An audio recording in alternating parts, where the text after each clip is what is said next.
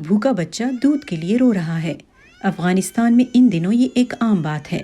بین الاقوامی امدادی اداروں کا کہنا ہے کہ ملک کی نصف سے زیادہ آبادی کو، جو کہ ریکارڈ 2.28 کروڑ بنتی ہے، آنے والے مہینوں میں شدید بھوک کا سامنا ہوگا، جس میں لاکھوں بچے شامل ہیں۔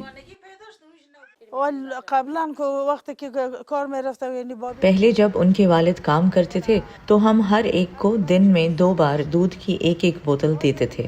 اب پورے دن میں ان دونوں کو دودھ کی 1 بوتل ملتی ہے۔ 2 بوتلیں 48 گھنٹے چلتی ہیں۔ اس گھر کے تمام افراد یعنی ماں باپ، بیٹا اور بیٹی اپنی نوکریوں سے ہاتھ دھو بیٹھے ہیں۔ آمدنی کے بغیر خوراک کا بندوبست کرنا ایک چیلنج ہے۔ ہمیں کھانا پکائے 3 ہفتے ہو گئے ہیں۔ ہم صرف سوکھی روٹی کھاتے ہیں، لیکن اگر ہم اسے دوپہر میں کھاتے ہیں تو ہمارے پاس رات کے کھانے کے لیے کچھ نہیں ہوتا۔ اگر ہم اسے رات کو کھا لیں تو ہمارے پاس ناشتے کے لیے کچھ نہیں ہوتا۔ 4 دہائیوں کی جنگ نے ملک کو بدحال کر دیا ہے۔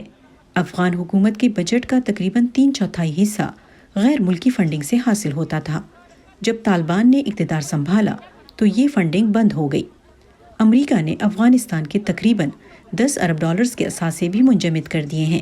اب ملک کو معاشی بحران کا سامنا ہے۔ کابل میں خوراک کی تقسیم کے ایک مرکز کے باہر، جسے ورلڈ فوڈ پروگرام نے قائم کیا ہے، لمبی لمبی قطاریں لگی ہیں۔ WFP کو خوراک فراہم کرنے کے لیے $10 کروڑ ملے، لیکن یہ کافی نہیں ہے۔ ہمیں موسم سرما کے آغاز سے پہلے مزید $10 کروڑ کی ضرورت ہے۔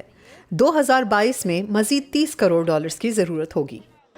کووڈ-19 کی وبا اور شدید خشک سالی کی وجہ سے صورتحال مزید خراب ہو گئی ہے، جو کہ 4 سالوں میں دوسری مرتبہ ہوئی ہے۔ بہت سے لوگ روزگار سے ہاتھ دھو بیٹھے ہیں۔ بہت سے ملازمین کو مہینوں سے ادائیگی نہیں کی گئی ہے۔ تنازعات اور خشک سالی سے لاکھوں افراد بے گھر ہو چکے ہیں۔ میرے پاس خوراک اور کپڑے ہوتے تھے، لیکن جب میں وہاں سے بھاگی تو میں اپنے ساتھ کچھ بھی نہیں لا سکی۔ میرے پاؤں بھی زخمی ہیں۔ افغانستان اس وقت دنیا کے بدترین انسانی بحرانوں میں شامل ہے۔ امدادی راشن سے اس طرح کے خاندانوں کو مناسب خوراک مل رہی ہے، لیکن زیادہ عرصے تک نہیں۔ آج انہیں جو بھی مدد مل رہی ہے وہ صرف 1 ماہ تک چلے گی، اور سردیوں کے آنے کے ساتھ وہ نہیں جانتے کہ وہ باقی سال کیسے زندہ رہیں گے۔